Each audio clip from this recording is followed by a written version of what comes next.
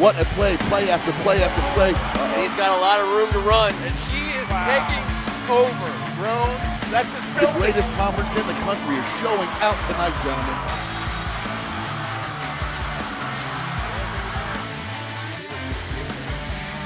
I cannot believe it. That is the greatest high school football game. Thank you so much for being with us on a Tuesday night. We very much appreciate having you on the WCAC Spectacular on behalf of First Amendment Sports. I'm Ken Marangolo. He's Tim Strachan. I've never spent this much time with you in the full year of this pandemic. I mean, I spent an entire day.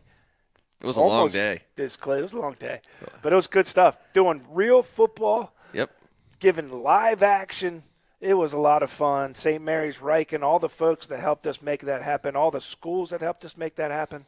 It was a lot of fun calling a couple football games in real time this week. It was fun hanging out with you, too.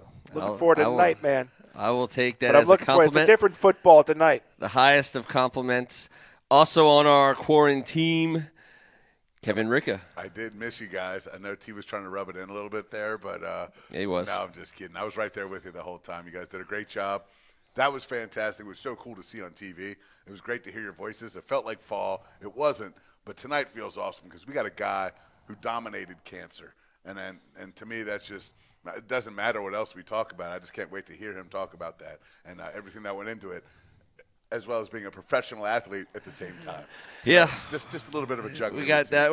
I want to make sure our other member of our quarantine is here, Luke, who to T's point, the pandemic has pushed people into these bubbles when we can, when we've been successful in doing it. And I think the four of us have definitely spent some quality time together in the last 12 months. Officially, I believe roughly today-ish is like 1 year in to this crazy thing we're calling a pandemic shutdown. Yeah, it was like this time when we were having a discussion the Monday before going, maybe we should do it at our own houses. I don't know. How do we figure that out? Yeah. It was this week when it went down. Yeah, it was a year ago. I mean, we were kind of ahead of the game. We basemented it up years ago, and kind of bubbled up on the cellar level for a while, and so we kind of had that whole game, kind of worked in. I know. You're going to go right off the screen. Don't be on the screen. Well, let's get things started the way we like to do around here with a little segment we call Around the League, brought to you by Lido Pizza. We will start out at the St. James, where Gonzaga and DeMatha got things started. I believe that's Kevin Winston. Apologize if kids change numbers. KJ Winston. Pick six. What's that? KJ. Winston. All the way back, DeMatha up early. And I'll tell you what, Gonzaga woke up and took over. Defense shutting down the run. Getting our first look at that DeMatha quarterback number 12 that we love. And there is, I believe, Carson Pettenbone out to Hayden Fisher, who is gone from 55 yards to the mostly empty house. That's how that play's supposed to be run. That's what it looks like when it's run that way. And I believe Pettenbone's sneaking around the end.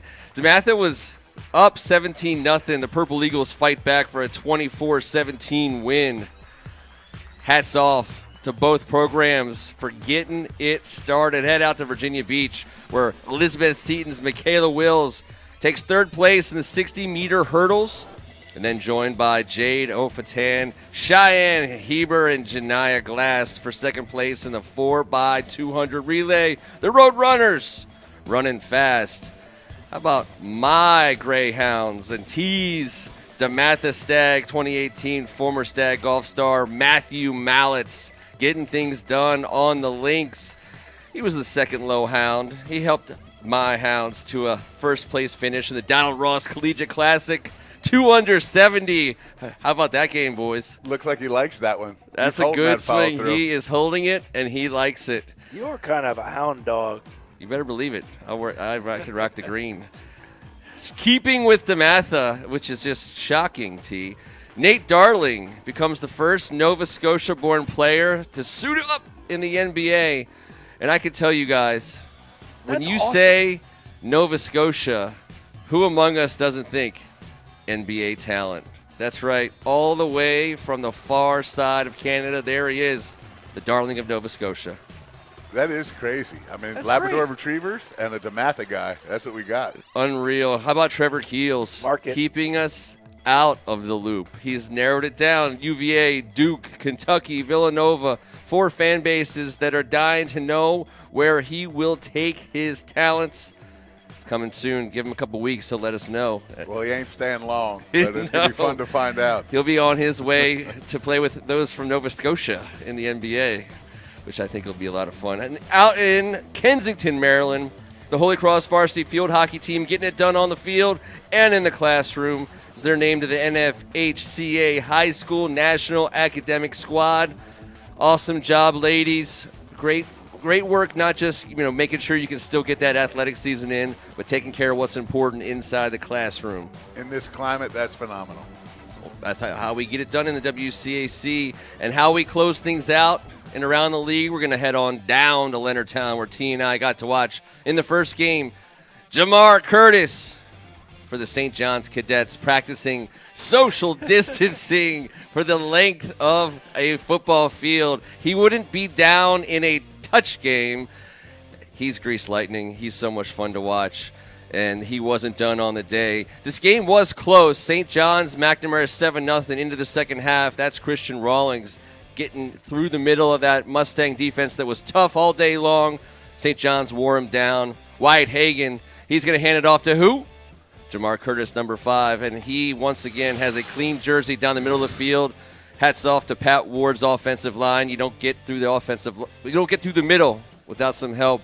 Bryce Butler rolling to the right in front of Wyatt Hagan, who finds DJ Lincolns in the back of the end zone. St. John's starting to pour it on, getting some extra players in. Miles Slade running the seam route, crossing right in front of the safety there for McNamara.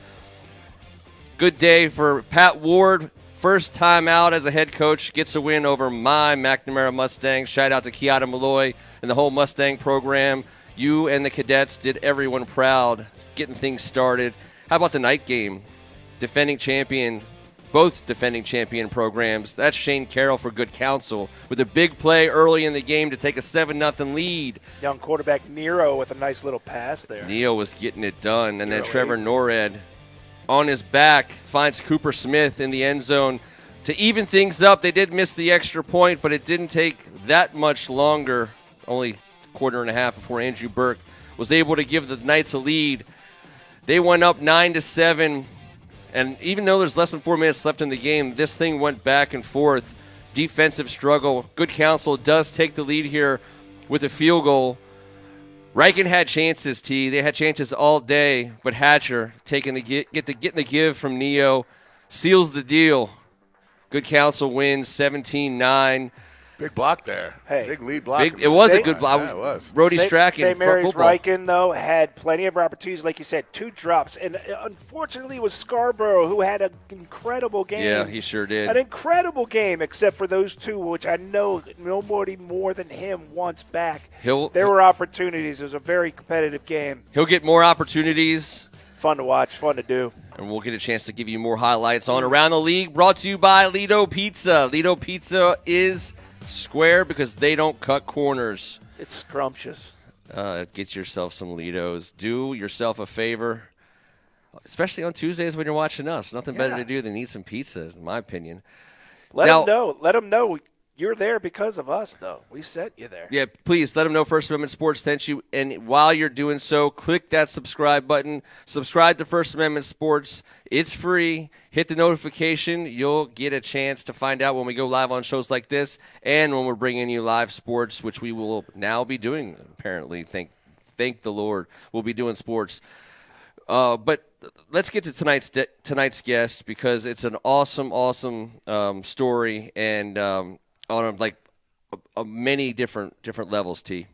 Yeah, and I'm not even going to use any notes because I want to get to it as fast as we can, but I do want to set it up a little bit. One, I do want to say I was the first one to bring a soccer player yes, you on, were. and I believe with Chris on tonight, he's our first maybe active professional player guest on our show. We got to think about it, but our research department, Kevin Hogan. I told He's you our not to say second. that. I told you as soon as He's you our said it, we'd second figure it out. active professional player. Look, PG County, homegrown, born, went to Mitchellville. DeMatha, just won a couple championships there, goes to the University of Maryland, wins every tournament championship they played in there while he was there, plus 3 regular season titles. Yep. And he's not done. I mean, they lost a national championship game his freshman year. He just missed out on them winning the national championship because he graduated, and then gets picked 12th overall in the Super Draft 2017 to the home team, DC United. Oh, it looks Everybody's great. excited. His dreams have been met, only to have some minor injuries in his first year. Things looking great for his second year, and then he's diagnosed with stage 2 Hodgkin's lymphoma. My man beats it, overcomes it, makes it back to the top level of soccer, playing for DC United, and then adds to everything by winning a game with a goal last We year. put that on our show. Had his best year, and he just gets re-signed for 2 more years with the homegrown DC United. With us tonight, my brother from DeMatha, Chris Odoi-Atsem. Chris, thanks for being here tonight, Welcome. my man. Thanks for having me. Pleasure to be here. Hey, listen, let's get into the meat of it just right off the start, because it's a very compelling story. Although very different, I think your story and my story is very similar. You know, we had dreams, we had goals of our own. You make it to the top of Major League Soccer with your hometown team, and despite some little injuries you had, you get diagnosed with stage 2 Hodgkin's lymphoma. Just what goes through your mind at that point when the doctor tells you that this is what you're faced with? For sure. For me, it was a little bit different than most people when they get the news that they have cancer. Because for me, in 2018, my second year in the league, just the whole year wasn't going well for me. I was always feeling tired playing. I just wasn't playing to the best of my ability, and I just didn't know why. So, I had a whole bunch of tests done throughout the year and things like that, and we could never find an answer. The doctors could never find anything wrong with me. Everything came back normal until eventually I did go to the emergency room, and they found the tumor in the middle of my chest. A couple of biopsies later, they said the stage 2 Hodgkin's lymphoma. So for me, getting that news, it was a little bit of, oh, finally, I know what's going on with me. I know what's wrong with me now. And even though nobody wants to hear the news they have cancer, the fact that I finally knew what was going on and why I was feeling the way I was, and there's a plan for me to treat it.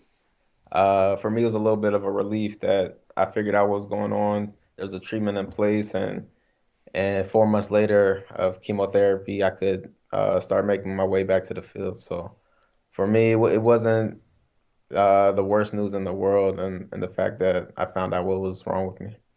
I say our stories are different yet very similar. Obviously, we are dealing with 2 different, very, very different issues, but both of them life-changing issues. But since this is a show that highlights the WCAC, we like to put a lot of emphasis on the first C. And I was 17 when I had my accident, and it was the first time I realized how important faith was to me. I didn't know it until it happened, and I have to assume with your DeMatha background and your background in general, what kind of role did faith play for you, and how did you tie that to your upbringing and also your time at DeMatha? Yeah, definitely. My time at DeMatha obviously shaped my rest of my life, and how I went about moving on to college and then life after into my professional career. And it was no different. That is a part of the reason why it prepared me for what I faced. And that is, like you're saying, having that big faith. The school we went to, the big faith in God, and knowing that I was able to pull through uh, the help of others, the community, which was a big aspect of DeMatha, and I had a lot of my DeMatha brothers reach out and help me along the way. One of my best friends who I met at DeMatha, he was key into my recovery.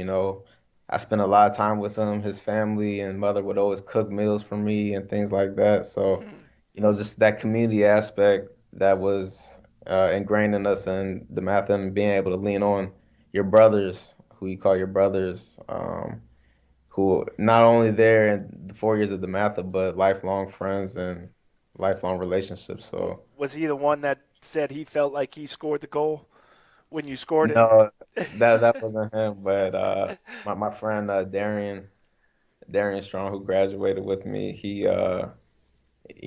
was key, and he's one of my best friends, and like I said, I spent a lot of time with him, and he helped a lot, mentally and emotionally during One that time. last thing before I turn it over to these other two. I read an article today. You actually said you never asked God, why me? And again, this is similar to my story because I have always said, I almost said those words one night when I was alone, late and scared in the hospital, but I didn't say it because I felt this overwhelming feeling that it just wasn't fair because I never asked God, why me? My life was so good for 17 years. That struck me when I read the article because you and I really have never met until recently talking about coming on the show. I just was wondering what that meant to you, that why you never said, why me, when you were going through this difficult time. Yeah, for me, I've always been a firm believer that everything, kind of happens for a reason. And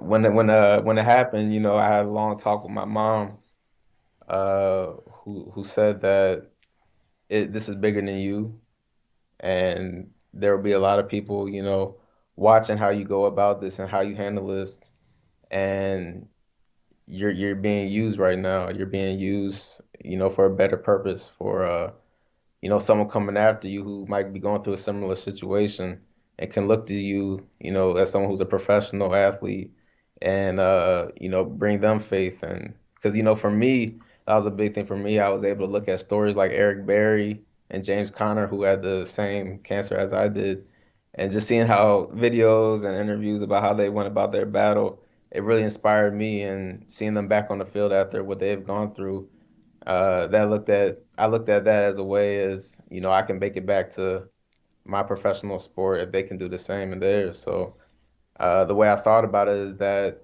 someone can look at my story and how I go about it, and that can give them faith and reach their goals and whatever they want to do in life. So, I never took that lightly. And, at the end of the day, looking back on it, I think it's just made me a better person. It's made me stronger, and it's increased my faith in everything that happens in life. So I was never mad that this happened to me. Like I said, I never questioned God or anything. So that was kind of my thought process behind all that. Well, Chris, I got to tell you that's amazing because hundreds of times people have come up to me to ask about my buddy when he was in the hospital or since then up until now. And people always say to me the one thing that stuck out is when I heard T-Bird Strachan say he never asked God before, so why would he ask him now? It really is amazing to hear you repeat that same perspective so many years later. That's just incredible, man. But listen, we all know that cancer affects everyone's family. And mine, we've had some bad losses. We've had some miracles. There's just no way to get around it. But I'm in awe of what you've done. I appreciate your words, and it's helping me out outside of this podcast or anything else. I want you to tell us a little bit about what your family had to do, because one thing I'm aware of is, your family gets it when one person in your family gets it. I would like you to talk to me a little bit about your parents and your brothers, because I know that everyone had a bit of a different role and everyone chipped in, and I love this story. Yeah, cancer is something that you can't go through alone, and you need help, and you'll need to lean on other people when times get hard for you. Yeah, and sometimes, like I was told, when you can't really fight for yourself, someone's there to fight for you. So, my family was key. I live here in Maryland with my mother. So she was someone who battled breast cancer while I was in DeMatha. So she knew what I was going through and was able to really relate and be strong for me. I had two aunts who had breast cancer as well. So cancer has always been something that's been kind of in my family, unfortunately, but it prepared me a little bit in the battle I was facing. So also my father and brother, they live in Ghana. My brother is a '09 DeMatha graduate. So when I told them the news, I'm really close to my brother. That's my best friend. We talk all the time, even though he's halfway across the world. And he wanted to be here with me. He wanted to help me and my mom through this tough time. So he had recently just started his own business. He owns an electronics store in Ghana. It must have been a couple months into it when he got this news, but he thought it was more important to be with me. And so him and my father came up with my plan that my father would oversee his own business and then my brother's business as well for my 4 months of chemotherapy, so my brother could be with me and give me the emotional support. We were able to go to every chemotherapy treatment together. And he's a really funny guy, so he was always there to pick my spirits up whenever I felt down. So, a lot of people helped out, not just family, but like I mentioned, I had friends, really good friends who were there to support me. Another reason why I say nothing happens or everything happens for a reason, I feel like there's no mistake that I got drafted by the hometown team. So when I went through this battle of cancer, I was able to have the support of my family and friends in my home area, as well as my team, who's based 10 miles away from my house. So anything I needed on that end, my team was able to provide for me. The club was able to do things like set up acupuncture treatments to help with some of the chemotherapy symptoms and oncology massages and things like that. They were able to provide for me. And, I think that meant a lot as well. So not just immediate family helped in my journey, but also, family and friends, people in the community, and also my club. Well, your club at DC United, it hits me that you played for three high-level local programs. You started out in Hyattsville with DeMatha. You had an opportunity to stay local again for a high-level college program out of University of Maryland. I mean, they raised banners from that soccer program. Sasha's got climbing up to 500 victories at some point. I know he's over 400 now. Sasha's the man. And then you stay at DC United, which in terms of the MLS is somewhat. They've had some down years, but the whole MLS, the first era of MLS, is dominated by us. DC United. I remember going to RFK and watching those teams, and they just destroyed it. It was the awesome 11 and the. I mean, can you just? I get my question to you is that's all three levels. That's your backyard. I mean, I don't know very many athletes who make it to the pro level that can say that. They travel at least once in that trip. So, I mean, talk about that you got to play at every level at a high level program in your backyard. The Metro card. Yeah, just with the Metro card. That's all you needed. Pretty much. So, anyone who knows me knows where I love where I'm from. Born and raised in PG County. Been here my whole life. So, just going to DeMatha. I always wanted to go there. My older brother went there. It was a top soccer program. Sorry to you guys, but it was a top soccer program to play for Coach Dolph Evans. So that was great. We won a lot of games there. I think in my 3 years playing varsity, we only lost one game. That was my the WCAC championship my senior year. But we won or tied every other game in my 3 years. So we had a lot of success in my time there. And then I think early in my junior year, when I had a pretty good junior season with DeMatha, Sasha at Maryland, he came calling and to meet and recruit me. And, I had grown up going to Maryland soccer camps, so I was already comfortable with the program.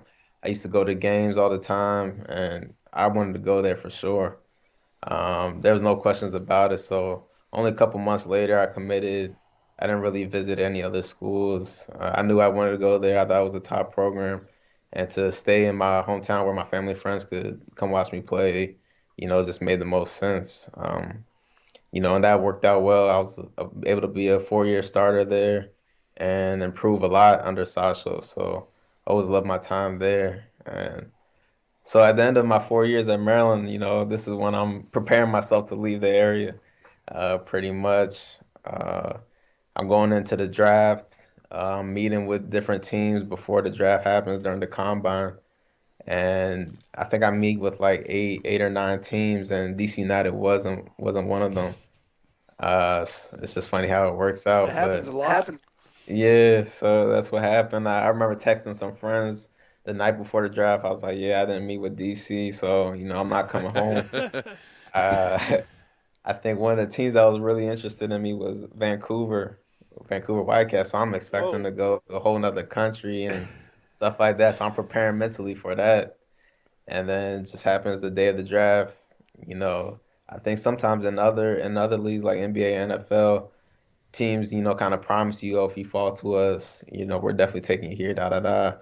MLS, it wasn't like that at all. It's like everyone in there, no one knows where they're going at all. So, I'm just sitting there waiting, and then the number 12 pick comes, and DC United selects me. I was very happy. My family was happy. Friends were very happy to stay in the DMV. I grown up going to DC United games at RFK. That's a big reason why I fell in love with the game. So it's crazy how everything went full circle that I could represent the home team, like you said, in the college level and also in the professional level as now. So And sweating it out with Ja'Cory, who is your I mean, you guys knew each other forever, right? I mean, the two of you guys went all the way through DeMatha, split apart at the college level, and then we're both kind of waiting on that same call during the draft, which I think is a cool story. Ja'Cory Hayes, another good soccer player from DeMatha. They had a couple. DeMatha had a couple good soccer players. But talk about not just the DeMatha guys, but anybody else from the league that you've run across in college or in the pro level. I mean, there's got to be more than just Ja'Cory. from the WCAC, Yes. yeah.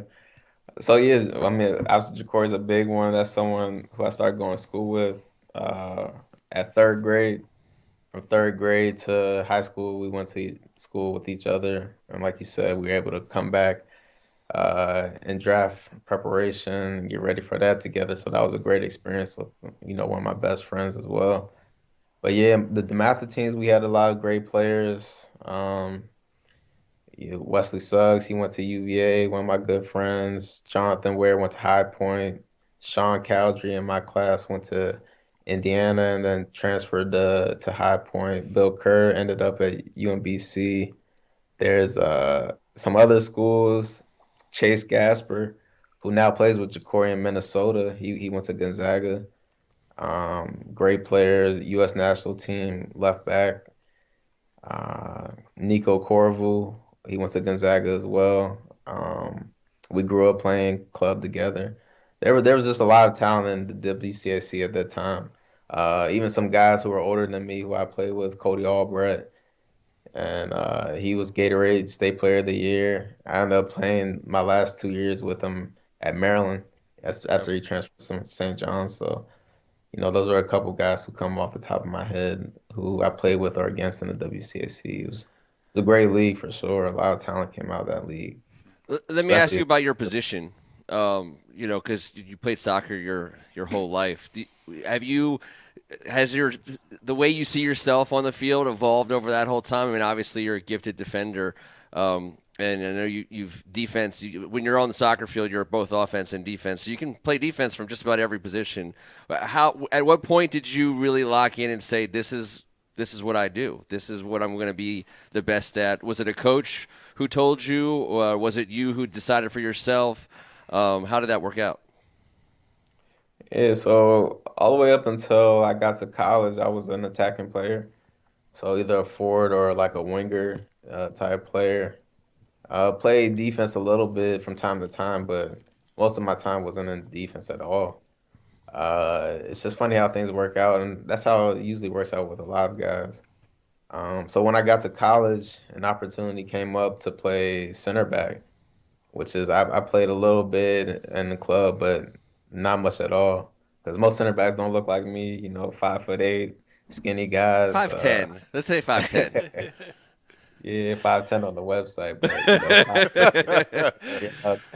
But so yeah, uh, opportunity came up, and for me as a freshman, I'm looking at that's just a chance for me to get on the field and play. So stepped in there, excelled my freshman year, played there again my sophomore year, and then but my coach knew no all along that was a temporary placement for me that I didn't have a real chance of making it at the pro level as a center back, but he knew I was a great defender, so he wanted me to play outside back, and that was the best position that I had a chance to make the professional level. So he moved me there my junior year. I had a decent year there, but senior year is when I really took off and started adding the attacking element back into my game and started getting assists and things like that and being real dangerous defensively as well as offensively. So yeah, I went from forward, center back, right back. I pretty much played every position throughout my career, but junior year is when I knew that right back was the position for me. That's awesome. That's where I ended up. Not because I was so gifted and talented. Like you, I was just looking for a way to be on the field. Coach said I need someone over there, so that's where I played, and I did. Man. I loved it the most. Not too shabby. You're in the Hall of Fame with teammates. But Hank McNamara. I wanted to talk a little bit about those Ghana roots. There's two things that come to mind most immediately. And I think the first is the news of the day. I mean, did you have anything to do with Mansa? Tell the truth. Did you get him to commit to the United States national team? Because that's amazing news. He could have gone Italy, England, Ghana, or United States, right? 18-year-old, and he's committed to the United States national team. It's a big time gain. I wanted to kind of have that give you a chance to talk about him maybe as well as your idol or someone that you looked up to who also played at DC United, which is of course Freddie Adu. Yeah, for sure. Obviously, I don't know Eunice at all, but okay, all right, I'll take that. I saw him play in his first game with the U.S. and I was like, wow, this guy's a very talented guy and could help the team a lot. And that's a lot of options to have. Those are all very strong and powerful programs. Yeah. To choose from. So the fact that the U.S. was able to secure him, that's big for U.S. soccer. I think the view of U.S. soccer is being changed on a yearly basis, and in terms of these young players going to play overseas at these very big clubs and having a real impact. So just to get another top level player, 18-year-old to commit, that's great for the U.S. And in terms of Freddie Adu, yeah, that was he was the main thing to go watch when I was young. So he came into the league as a 14-year-old from Ghana, and me being a young kid from Ghana, always looked up to him. Always wanted to go see him play at RFK. Whenever he played for DC, eventually when I got older, I was able to meet him and talk to him a little bit. Really nice guy. But yeah, I love going to watch those United teams when I was young. The Jaime Marinos, Aleko Escuderian, that was probably my favorite player at the time. Echeverri. Yeah, Hearts. that was a little bit before me. But, but yeah, those are all great players, but they had some great teams, and like I said, that's a big reason why I fell in love with soccer, was going to RFK games and being in that stadium, that atmosphere, and now I'm playing on the field and it has that atmosphere around me. It's kind of great. You say the image of U.S. soccer has changed of recent. I know you're talking about the men, but also just give a little shine to the women And the fact that there's a person on our list that we would love to come on the show as well as a guest is Midge Purse, who I believe you and I talked. You know her, right? I don't know her personally, Oh. but definitely I think we were. She was a year or two younger than me Okay. when I was at the Matha, and she was at Good Counsel. So I was always aware of her, and yeah, she's the top player on the national team. But yeah, U.S. women's national team, they're the best in the world. You know, what can you say? They have some of the best players, and they're always doing well, winning World Cups and things like that. So they're what everyone aspires to be, and hopefully the men's national team can get on that level where they're able to truly compete for World Cups and things like that. So, And once again, important, the WCAC is a part of all that. That's great. And definitely. And just so you know, Chris, the high school Freddie Adu went to is now a part of the WCAC. That's right. So, I mean, I did not know that. That's another connection. You just bring all the connections, like right. Hey, to the there he board. is. Yeah. There's Freddie. Yeah, and the Heights soccer program, I believe Coach Connor Gleason, if I'm getting his name right, it runs an amazing program over there. DeMatha just squeaked out a win over in the Heights championship last year. No, well, and in a couple days ago. That's right. Well, listen, Chris, we've taken up a lot of your Tuesday night. I know you're busy preparing for another DC United season. There it is, the goal. That's the goal. We had it on our Around the League segment the very next day, or the very first show after it happened. Chris, we were so proud of you, and T, obviously, and you are Stagg brothers, but once you leave high school, we're all from the same place. WCAC, brothers and sisters. We're so proud of you, and we look forward to seeing you on the pitch. I mean, Chris, I don't know you, but I'm proud of you, man. We were just talking about being brothers, but you stared the beast in the face, and you came out smiling, all with the help of family and friends. And thank you for telling that story here tonight, man. I'm going to have to go home and watch this again. I was spending half the time over here trying not to get emotional. I know. Yeah. We noticed. Listen, I want to say it with you on, Chris. I know we do this show mostly for sports reasons because we love talking about sports, and sports is a passion of ours. But what I think we get out of this is really what this is all about. It's more than sports. Your sports career is great, but your life story is even better. And I think we take from tonight the importance of faith, of family, friends, and really a belief in blessings. And, I mean, it's only appropriate that one of our most decorated athletes, of all the sets we've seen and people who have their paraphernalia behind them, my man's got his Maryland diploma. Yeah, he does. All by itself, right above his head. You've got your priorities together, my man, and I just want to thank you for coming on and representing yourself and your family and our family, whether it be DeMatha and all of the WCAC. I really appreciate it, man. Thank you. I mean, I really appreciate you guys for having me on today. Great meeting you all and talking to you, and thank you for the support. You know, I didn't even know that you guys were putting my stuff up on your show, but, you know, now I'm aware, and I really do appreciate that. So thank you for that, and I'll be tuning in to future shows for sure. And we'll be tuning into you, and you will see us. We were going to figure out a way to get onto that sideline post-game at some point and see you on that glorious new facility they have for our DC United. Facility, man, it's so amazing. I haven't been there yet. Would love to. Well, now we have the best reason in the world to get you out there. I know who I'm saying I know. I know what jersey we're all going to be wearing. Chris, that's a fact.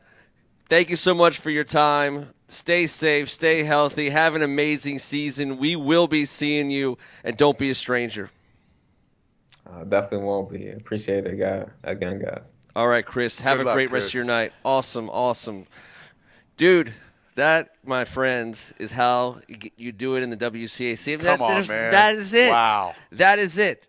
Wow. I mean, we could put a parade of athletes on, and that is right at the top. Yeah. Right at the top. Yeah, you know, I talked with him a few weeks ago, and when I initially called him to say we'd love to have you on the show, I said to him, listen, you're not the first, and you're certainly not going to be the last to ever go through something like this. And just reading your story and seeing how you went about it, I'd love to have you come on and just be an inspiration for,